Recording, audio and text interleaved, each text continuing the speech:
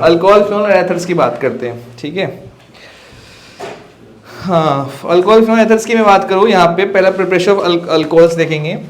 Start करते हैं, preparation of alcohol. Next chapter पे आ चुके हैं ना हम लोग।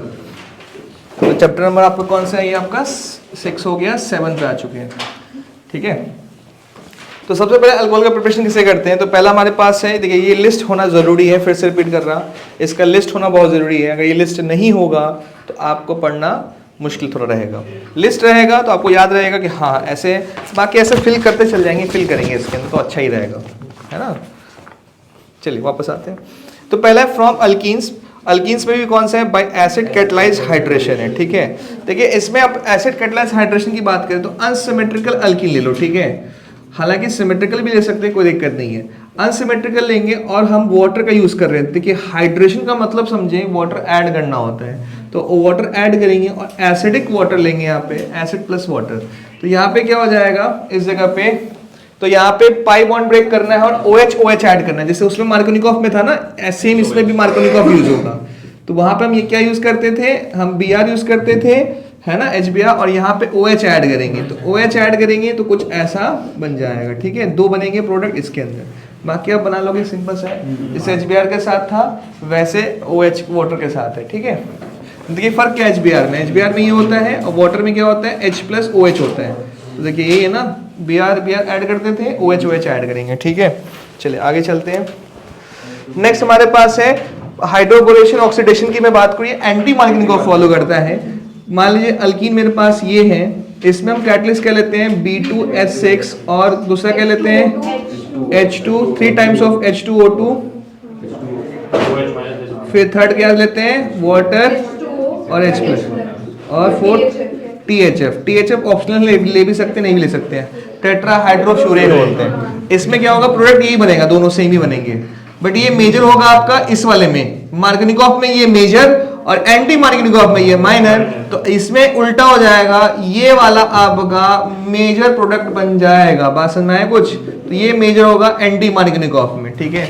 नेक्स्ट आगे चलते हैं। बाय फ्रॉम कार्बोनिल की बात करें तो पहला हमारे पास reduction of aldehyde and ketones. Reduction of aldehyde ketones में देखिए क्या क्या कैटलिस्ट लेते हैं, याद करिए। इसको हटाइए देता हूं। देखिए पहला बार reduction of aldehyde and ketones की बात करें तो एल्डिहाइड में हम देखिए यहाँ पे ये एल्डिहाइड ले लिया हमने, है ना। तो इस एल्डिहाइड की बात करें तो H2 और यहाँ पे NiPDPT यूज कर ले। NiPDPT यूज करेंगे तो यहाँ पे H पाई बॉन्ड ब्रेक करेंगे, HH ऐड करेंगे। HH ऐड करेंगे तो कुछ यहाँ पे OH हो जाएगा, यहाँ पे CH2 हो जाएगा। कीटोन लेंगे तो कीटोन में आप चाहे तो ये भी यूज कर सकते हैं कैटलिस्ट, या फिर आप NaBH4, इसका पूरा नाम क्या है? सोडियम बोरोहाइड्राइड, ठीक है। और यहाँ पे HH ऐड करेंगे, पाई बॉन्ड ब्रेक करेंगे, HH ऐड करेंगे। रिडक्शन में करते ही क्या है? यही तो करते हैं, HH ऐड करते हैं। कार्बोक्सिलिक एसिड की बात करेंगे तो कार्बोक्सिलिक एसिड में क्या होता है? आपका ये कार्बोक्सिलिक एसिड है और यहाँ पे LaLH4 यूज करेंगे, ठीक है। और सेकंड आपका क्या है? H2O यूज करेंगे। तो इसमें O हटाते हैं, H2 ऐड करते हैं। क्या बोला मैंने? O हटाते हैं, H2 ऐड करते हैं। देखिए O हटा दिया, ये वाला O हटाया और H2 ऐड कर दिया इस जगह पे, है ना। अल्कोहल प्रिपेयर हो रहा है इससे। नेक्स्ट हमारे पास ग्रिग्नार्ड रिएजेंट। ग्रिग्नार्ड से भी कर सकते हैं, जैसे ग्रिग्नार्ड हमारे पास ये वाला है, ये ग्रिग्नार्ड रिएजेंट का एग्जांपल हो गया। प्लस RMgX ले लेंगे, CH3MgX ले लेंगे, ठीक है। और ये लेने के बाद क्या होगा? ये वाला पार्ट हमेशा टूटता है ग्रिग्नार्ड के अंदर, ये जब टूटेगा तो यहाँ अटैक करेगा, ठीक है। जब टूटता है कोई तो अटैक करता है कोई किसी जगह पे। देखिए अटैक करने के बाद क्या होगा? CH3 आ जाएगा, O पे माइनस आ जाएगा, CH3 आ जाएगा, और बाद में H प्लस कहाँ ऐड कर देंगे? हाइड्रोलिसिस कर देंगे तो H प्लस यहाँ ऐड कर देंगे। हाइड्रोलिसिस करने के बाद तो OH यहाँ पे, मतलब हाइड्रोलिसिस कर रहे हैं तो यहाँ पे आपका OH आ जाएगा। अल्कोहल प्रिपेयर हो गया। नेक्स्ट जो फ्रॉम अल्कीन्स है, from hydrolysis of alkyl halide से प्रिपेयर कर सकते हैं। अल्काइल हैलाइड में याद रखिएगा, ध्यान रखिएगा, SN1 SN2 की बात करते हैं। SN1 SN2 में आपने एक्वस QH पढ़ाई है और अल्कोहल बनता ही है, तो आपने ऑलरेडी कर रखा है। चलिए फ्रॉम अल्केन्स की बात करें, ये आपके 11th में था, ये आप नहीं भी पढ़ेंगे तो चल जाएगा, ठीक है, 12th बोर्ड के लिए। नेक्स्ट आते हैं इस जगह पे प्रिपरेशन ऑफ फिनॉल्स की बात करें तो preparation of phenols, next heading है आपका प्रिपरेशन ऑफ फिनॉल्स। पहला आपका जो है फ्रॉम हेलोएल्कीन्स, डॉ प्रोसेस पढ़ चुके हैं, तो कैसे प्रिपेयर करते हैं फिनॉल को? बेंजीन सल्फोनिक एसिड से कैसे प्रिपेयर होगा ध्यान रखिएगा। पहले हम यूज करते हैं ओलियम का यूज करते हैं। ओलियम का फॉर्मूला क्या होता है? इससे क्या बन जाएगा? SO3, उसके बाद हम बन जाएगा NaOH बन जाएगा, ठीक है, NaOH और H+, उससे OH बन जाएगा, ठीक है, फिनॉल बन गया। नेक्स्ट हमारे पास है डायजोनियम सॉल्ट से कैसे बनाते हैं? डायजोनियम सॉल्ट देखिए, डायजोनियम सॉल्ट बनाने आता ही है। एनिलीन से पहले डायजोनियम सॉल्ट बनाया तो डायजोनियम सॉल्ट बन गया यहाँ पे, और डायजोनियम सॉल्ट बनते हैं यहाँ पे आप वाटर यूज कर लेंगे, वाटर यूज करेंगे तो यहाँ पे आपका फिनॉल बन जाएगा। सिंपल सा है, ये बनेगा। नेक्स्ट हमारे पास फ्रॉम क्यूमीन की बात करें तो क्यूमीन में आप क्या करते हैं? सबसे पहले आप क्यूमीन का स्ट्रक्चर जानना बहुत जरूरी है। तो ये आपका क्यूमीन है, क्यूमीन, ये वाला क्यूमीन हो गया आपका, ठीक है, क्यूमीन हो गया। तो क्यूमीन में O2 इंसर्ट करते थे पहले, तो O2 इंसर्ट किया तो यहाँ पे क्या बन गया? CH3 और OOH। उसके बाद इसका क्या कैटलिस्ट यूज करेंगे? हाँ, H+ यूज करेंगे तो यहाँ पे क्या बन जाएगा? आपका फिनॉल बन जाएगा। तो ये वाला पार्ट जो है ना और ये वाला पार्ट अलग हो जाएंगे और ये इसके पास चल जाएगा और ये आपस में बॉन्ड बना लेंगे तो कीटोन भी बन जाएगा, ठीक है, समझ में आया कुछ? चलिए आगे चलते हैं। फिर नेक्स्ट हमारे पास है केमिकल रिएक्शन ऑफ अल्कोहल्स की बात करते हैं, ठीक है। एनसीईआरटी है, ये थोड़ा मिक्स करके पढ़ाना है मुझे। और तेरे को बहुत जल्दी याद आ गया है ना?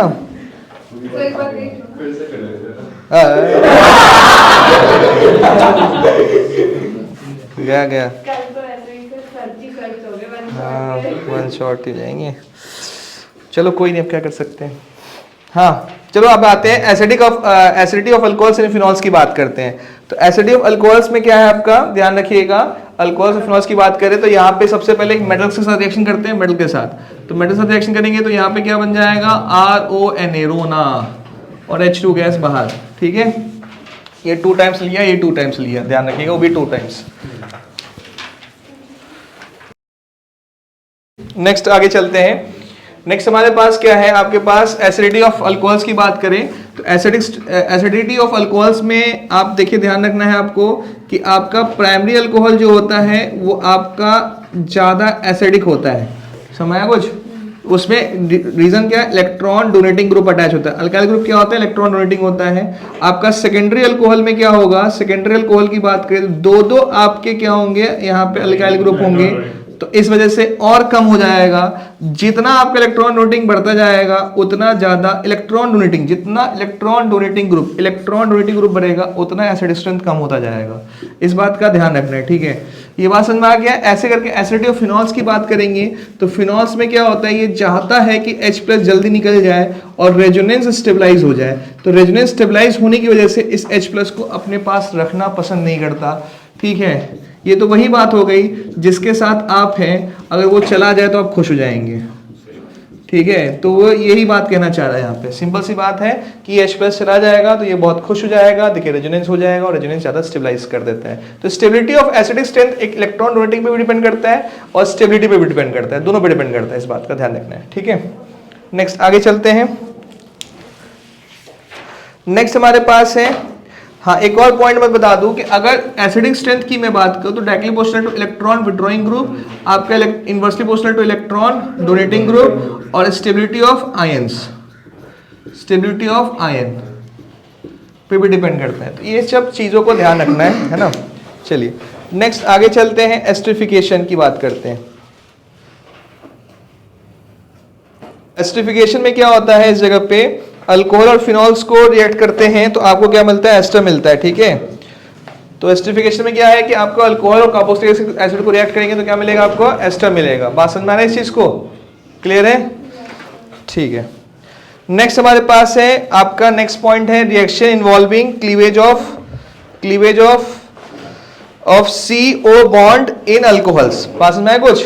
तो अगर इसकी मैं बात करूंगा तो इसके मतलब है कि आपके पास बॉन्ड ब्रेक करने की बात कर रहा है, CO बॉन्ड ब्रेक करने की बात कर रहा है, ठीक है। तो इसमें पहला आपका हो जाएगा लुकास टेस्ट जो ऑलरेडी पढ़ चुके हैं, दूसरा PX3 बता दिया आपको ऑलरेडी, और आपका डिहाइड्रेशन। नेक्स्ट आपका डिहाइड्रेशन, डिहाइड्रेशन में क्या करते हैं, पानी निकालते हैं। तो डिहाइड्रेशन में क्या करते हैं, पानी निकालेंगे, तो उसके लिए कैटलिस्ट आप कौन सा यूज करेंगे, कॉन्सेंट्रेटेड H2SO4 और हीट यूज कर लेंगे। तो उससे क्या बनेगा, OH हटेगा, H हटेगा और डबल बॉन्ड लगेगा, है ना, सिंपल सी बात है। डिहाइड्रेशन के अंदर यही करते हैं। तो ऐसे करके आप डिहाइड्रेशन में क्या करेंगे, पानी निकाल, डिहाइड्रेशन मतलब डी मतलब डिलीट मतलब हटाना, रिमूव करना, और वाटर रिमूव करना, ठीक है।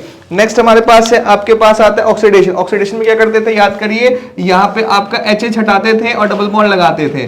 HH हटाया, डबल बॉन्ड लगाया, तो आपका ये कुछ बन गया, ठीक है, समझ आया कुछ। और उल्टा करेंगे तो आपका ऑक्सीडेशन और ये रिडक्शन, बस में कुछ, ठीक है। इसी को हम बोलते हैं डीहाइड्रोजिनेशन। इसको क्या बोलते हैं, डीहाइड्रोजिनेशन। तो डीहाइड्रोजिनेशन ही बोलते हैं इस प्रोसेस को, ऑक्सीडेशन को बोलते हैं। ऑक्सीडेशन का बोलते हैं डीहाइड्रोजिनेशन। तो ये बात समझ में आ गई सबको, ठीक है। नेक्स्ट हमारे पास है कि ऑक्सीडेशन के भी और भी कैटलिस्ट है जो HH हटाते हैं। कौन कौन से कैटलिस्ट है, CrO3, PCC और 3 केल्विन। ध्यान रखिएगा, इसी में इस वाले में ही आप क्या करते हैं, आपको HH हटाना है, डबल बॉन्ड लगाना है। एक बात का ध्यान रखना है कि अगर टर्शियरी अल्कोहल होगा तो ऑक्सीडेशन नहीं होगा।